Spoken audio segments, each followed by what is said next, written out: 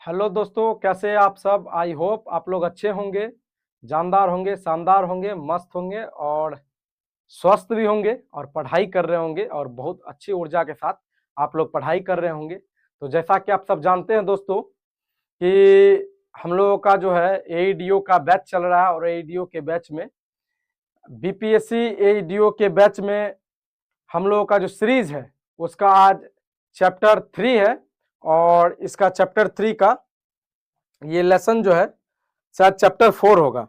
ये चैप्टर 3 नहीं, चैप्टर 4 है।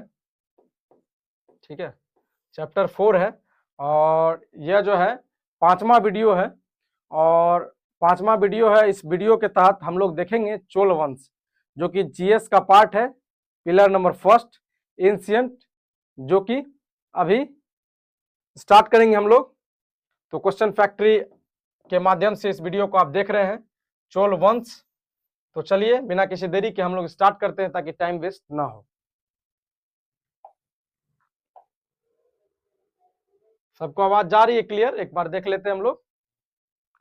हाँ ठीक है, क्लियर, हाँ सही है। चलिए ठीक है, चलिए।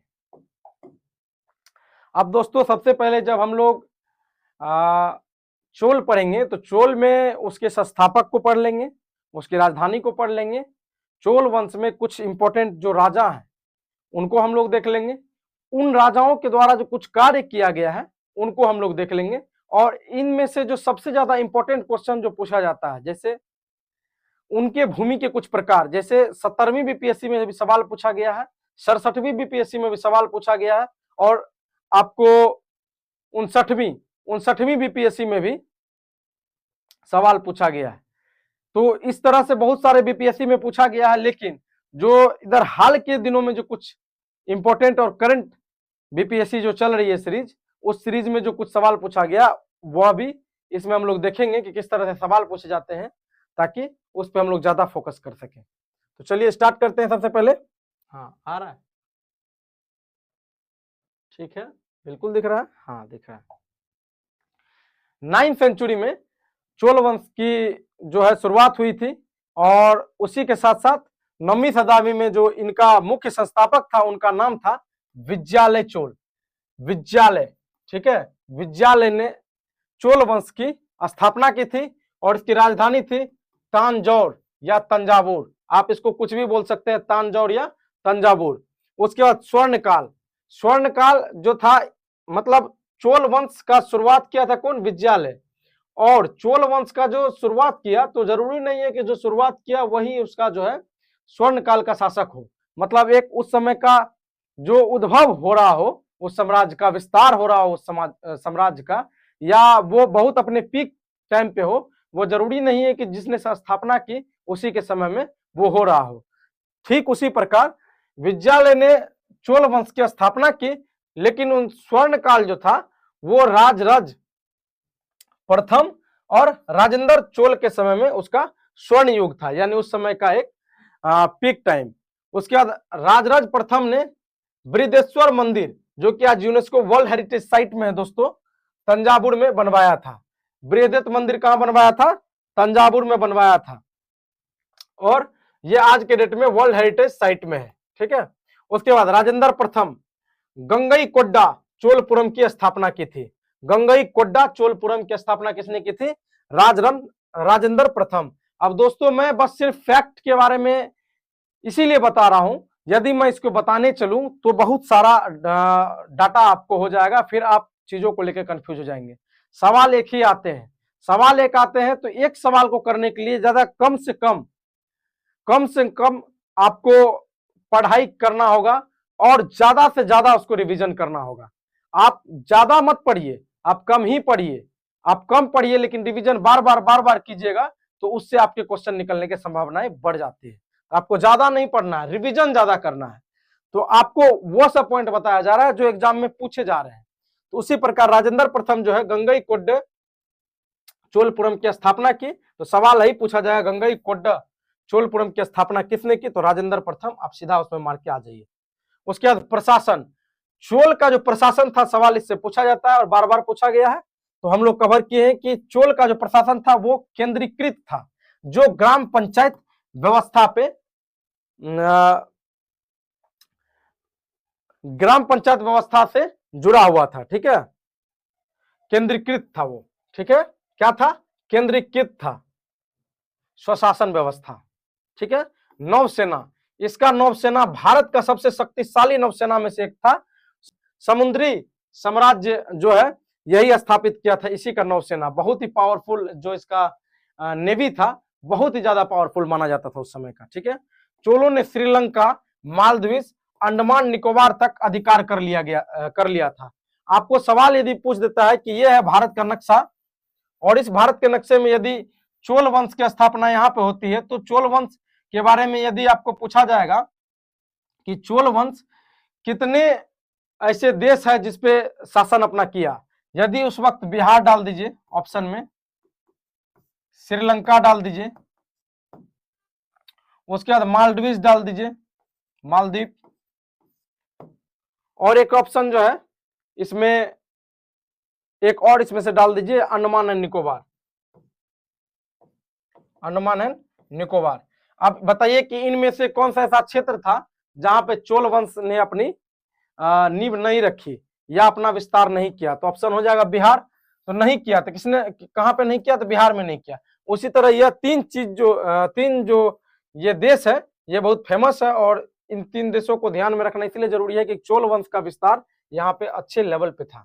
ठीक है, इसीलिए श्रीलंका का जब नाम आए तो चोल वंश को आप ध्यान में रखिएगा कि उसने अपना विस्तार की नीति वहां पे अपनाई थी और वहां विस्तार किया था। मालदीव में किया था और अंडमान और निकोबार में किया था। अब चोल शासक जो थे वो शिव भक्त थे, शैविज्म, शैव भक्त, शिव भक्त, आप उसको कुछ भी बोल सकते हैं, सीधा स्पष्ट मतलब एक ही होता है। जो चोल वंश के जो राजा रजवाड़े थे वो शैव भक्त के उपासक थे, वह शिव भक्ति में भरोसा रखते थे। चोल का वास्तुकला जो था द्रविड़ शैली का था, द्रविडियन स्टाइल। जो नॉर्थ बिहार में, जो हम लोग उत्तरी बिहार में देखते हैं, वो कौन देखते हैं? दक्षिणी बिहार में कौन देखते हैं? द्रविडियन, द्रविड़ शैली। उत्तर में नागर शैली, उत्तर में नागर शैली। ये एक प्रकार का शैली है। शैली क्या होता है? जब आप भारत को दो भाग में डिवाइड करते हैं, नॉर्थ भारत यानी उत्तर भारत और दक्षिणी भारत, साउथ भारत को आप जब दक्षिणी भारत, साउथ इंडिया को जब आप डिवाइड करते हैं, तो उसमें हम लोग देखते हैं कि जो मंदिर बनाने का जो तौर तरीका था वो दक्षिण भारत में बहुत ही अलग स्ट्रक्चर का होता था। जैसे आप यहाँ पे चरखुट एरिया होता था मंदिर में, और यहाँ पे गुंबद चारों कोना पे होता था, और बीच में एक पंचतायन होता था। बीच में जो जहाँ पे गर्भगृह होता था वहां पे भगवान देवी देवता के जो मुख्य शिवलिंग को या किसी देवी देवता के प्रतिमा को रखा जाता था, वो बीच में, उनको पंचतायन कहा जाता था। तो मंदिर बनाने की जो कला है वह दक्षिण भारत से आई, लेकिन नॉर्थ भारत यानी उत्तर भारत का भी अपना एक उसमें योगदान है।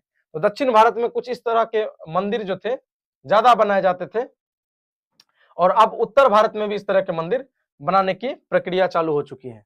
ठीक है, और उनका जो कला जो था वो मंदिर बनाने का, उसमें जो गुंबज बनता था उस पे भी वो प्रतिमा बनाते थे, छोटे छोटे, और बहुत ही नक्काशीदार होते थे उसके प्रतिमा, और बहुत ही खूबसूरत उनके जो दक्षिण भारत के मंदिर जो है वो माने जाते हैं, बहुत ही खूबसूरत होता है। जैसे विष्णुपद मंदिर कहीं आप गए होंगे, या आजकल तो इस्कॉन टेम्पल में भी वो डिजाइन देखने की मिलता है। तो चोल वास्तुकला द्रविड़ शैली यानी द्रविडियन आर्किटेक्चर से संबंधित थी। मुख्य मंदिर इसका था बृहदेश्वर, गंगईकोंडा। जो गंगईकोंडा हम लोग देख चुके हैं, गंगईकोंडा की स्थापना किसने की थी? राजेंद्र प्रथम। तो गंगईकोंडा, बृहदेश्वर, उसके बाद ऐरावतेश्वर जो यूनेस्को वर्ल्ड हेरिटेज साइट में, तीनों का तीनों मंदिर जो है यूनेस्को वर्ल्ड हेरिटेज साइट के अंतर्गत आता है। तो मुख्य मंदिर है इसका। उसके बाद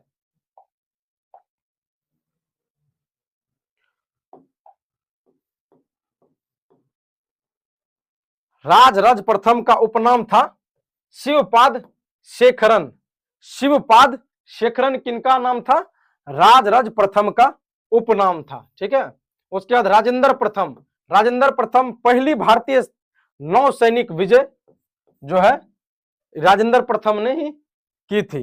ठीक है, पहली भारतीय नौसैनिक विजय अभियान, ठीक है, साउथ ईस्ट एशिया में इसने ही पहली बार की थी।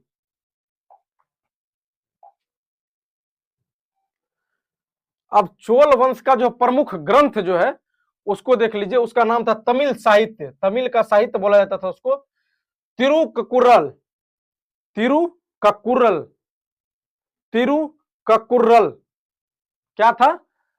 तमिल साहित्य। ठीक है, भूमि का व्यवस्था, भूमि का कुछ व्यवस्था था जो कनी और वेलान बोला जाता था, और गांव सुशासन उर स्वाहा नगरम, 3 स्तर थे। जैसे आज हम लोग देखते हैं ना कि ब्लॉक लेवल पे होता है, जिला लेवल पे होता है और विलेज लेवल पे होता है, विलेज पंचायत, ब्लॉक लेवल पे और जिला परिषद। ठीक है, ये ब्लॉक लेवल पे होता है ना पंचायत समिति, और जिला लेवल पे जिला परिषद। ठीक है, तो उसी प्रकार उस समय में गांव सुशासन के लिए उर स्वाहा नगरम, तीनों जो है सुशासन के प्रकार थे। आपको इसी तरह क्वेश्चन पूछा जाएगा। तांबे की पट्टिकाएं, तांबे की पट्टिकाएं होती थी उस समय में, प्रशासन और भूमि का अभिलेखों का प्रमाण था। ठीक है, चोल काल में ब्रॉन्ज मूर्तिकला का सर्वोच्च विकास था। चोल काल में ब्रोंज की मूर्ति बहुत फेमस थी चोल के टाइम पे। ठीक है, उसके बाद Kaveri Pattanam, very very important. ये देखिए सवाल यहां से भर भर के आता है। कावेरी पट्टनम किसका एक प्रमुख बंदरगाह था? तो कावेरी पट्टनम एक प्रकार का प्रमुख बंदरगाह किसका था? चोल वंश का था। उसके बाद नागापट्टनम एक अंतरराष्ट्रीय बंदरगाह था, अंतरराष्ट्रीय व्यापार केंद्र भी था, या अंतरराष्ट्रीय बंदरगाह भी आप बोल सकते हैं नागापट्टनम। यानी कोई भी माल जो जाएगा भारत से किसी दूसरे देशों में, तो उसके लिए आपको नागापट्टनम बंदरगाह का उपयोग किया जाएगा। और नागापट्टनम जो बंदरगाह है वो अंतरराष्ट्रीय व्यापार केंद्र भी एक प्रकार का था, वहीं पे माल आता था, वहीं से सेल एंड परचेज होता था। ठीक है, पुहार चोलों का प्रसिद्ध समुद्री हब था। पुहार क्या था? समुद्री हब, किसका? चोलों का। उसके बाद अरू या ठोंडी पूर्वी तट का महत्वपूर्ण बंदरगाह था। यह तीनों इंपॉर्टेंट है, बाकी आप इसमें उतना इंपॉर्टेंट नहीं है। एक हाँ, यही 3 ज्यादा इंपॉर्टेंट है, इसको आप लोग ध्यान रखेंगे।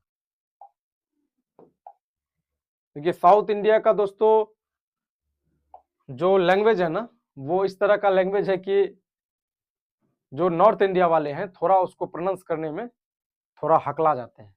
या आप भी जानते हैं अच्छे ढंग से कि आपको भी यदि वेल्ले वेल्ले करके बोला जाए तो आप उसको जान के थोड़ा सा कंफ्यूज हो जाएंगे और बोल नहीं पाएंगे।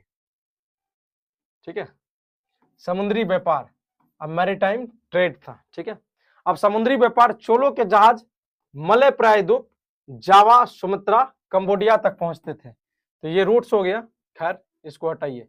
ये इंपॉर्टेंट चीज देखते हैं हम लोग।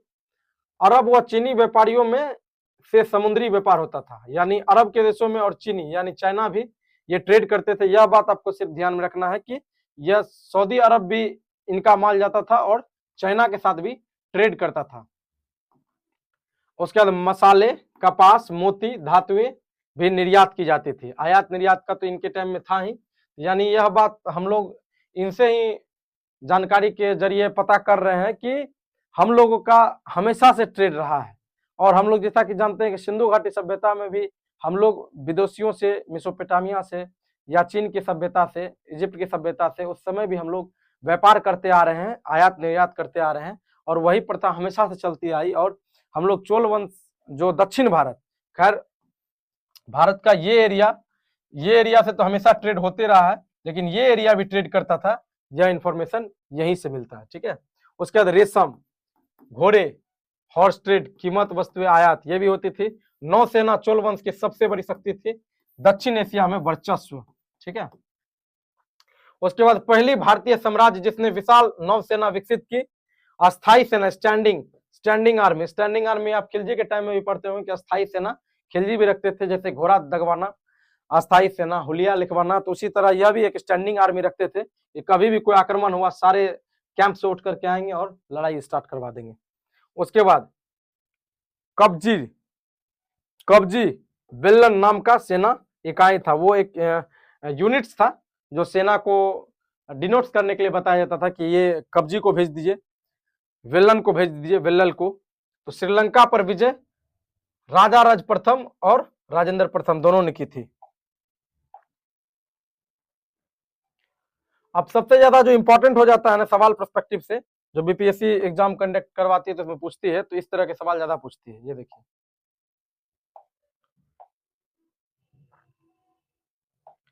भूमि के प्रकार, कुछ जो है लैंड्स हुआ करते थे, उसका कुछ प्रकार हुआ करता था। वो प्रकार इस प्रकार से है कि ब्रह्मदेव यानी ब्राह्मणों को दी गई भूमि को बोला जाता था ब्रह्मदेव।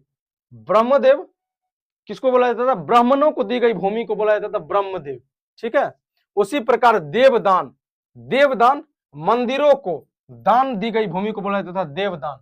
देवदान किसको बोला जाता था? मंदिरों को दान दी गई भूमि को बोला जाता था देवदान। पल्ली चंदनम बौद्ध या जैन विहारों को दान में भूमि को बोला जाता था पल्ली चंदनम। अब आप सोच चलिए, ब्रह्मदेव ब्राह्मणों को दिया जाएगा ब्रह्मदेव, उसके बाद पल्ली चंदनम वो भूमि था जो हम लोग किसी भी रिलीजियस संस्थाओं को एज ए दान में देते थे, ठीक है। किसी भी रिलीजियस संस्थाओं को हम लोग दान में देते थे। उसी तरह शाला भोग यानी पाठशाला को यदि हम लोग स्कूल माने पाठशाला, स्कूल या शैक्षणिक संस्थानों को शाला भोग, तो शाला मतलब पाठशाला, पाठशाला उस भूमि को बोलते थे जो विद्यालय को दिया जाता था, पाठशाला को दिया जाता था। सिंपल है। तो तीन चीज तो आपको याद हो गया होगा, ब्रह्मदेव, देवदान, पल्ली चंदनम और शाला भोग। और वेदान गम वेद पाठ करने वाले को दी जाती थी, वेद पाठ करने को वाले को दी जाती थी। उसके बाद उत्पाद मंडल कृषि उपज पर आधारित कर वाली भूमि थी, यानी कृषि एक तिहाई एक चौथाई जो भी आप इसमें अपना फसल उपजाते हैं, उसमें आपको जो भी अपना फसल आप उपजाते हैं उसका आपको कर देना पड़ता था, उसी को उत्पाद मंडल बोला जाता था। उसके बाद वेल्लन बारी को आप वेल्लन वेगाई भी बोल सकते हैं या वेल्लन बारी भी बोल सकते हैं। स्थानीय मुखिया आधारित और अधिकारी को दी गई भूमि को बोला जाता था वेल्लन वेगाई या वेल्लन बारी। स्थानीय मुखिया या अधिकारियों को दी गई भूमि को बोला जाता था वेल्लन बारी या वेल्लन वेगाई। तो हो गया भूमि के प्रकार। और यहीं से भर भर के क्वेश्चन आते हैं कि स्कूल और विद्यालय को दी गई भूमि को क्या बोला जाता था? ऑप्शन में रहेगा पाठशाला, वेल्लन वेगाई, शाला भोग और पल्ली चंदनम। तो इसी तरह आपको एक आंसर के पास पहुंचना है और आपको सही आंसर तक पहुंच जाना है। तो इसी प्रकार चोल वंश के जो इंपॉर्टेंट फैक्ट्स है, इंपॉर्टेंट जो चीजें थी जो एग्जाम पर्सपेक्टिव से पूछे जाते हैं, उनको हम लोग इस वीडियो में कवर कर चुके हैं। Thank you so much for watching this video. Have a good day.